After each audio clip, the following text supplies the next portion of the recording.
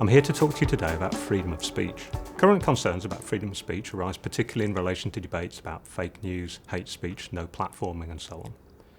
Sometimes in such debates it seems to be assumed that freedom of speech implies an entitlement to completely unrestricted speech. Historically, however, our freedom of speech has always been defined by restrictions. The 17th century political philosopher Thomas Hobbes declared that freedom is the silence of the law. Our various freedoms consist simply of what's neither forbidden nor required by law. Meaningful discussions of freedom of speech are therefore always really discussions of not whether, but where and when governments and other institutions are justified in restricting speech. Current UK law is informed by principles set out by philosopher John Stuart Mill in his 1859 essay On Liberty.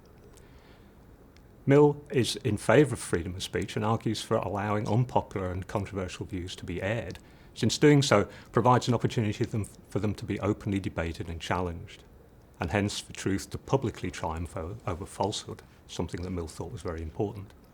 In a well-organised society, he insists, our actions should only be restricted where our conduct would otherwise cause harm directly to others. Governments are justified in restricting speech that promises directly cause harm, but are not justified in restricting speech purely on the basis that it promises to upset or offend people. Mill's harm principle provides an underlying philosophical justification for the current legal position on the scope and limits of free speech. But we need to consider, is Mill's view still adequate for the task in the 21st century?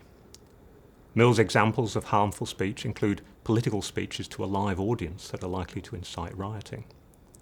But should posting a speech online also be viewed as a potential incitement, even if the disorder does not take place immediately, but perhaps days, weeks or months afterwards?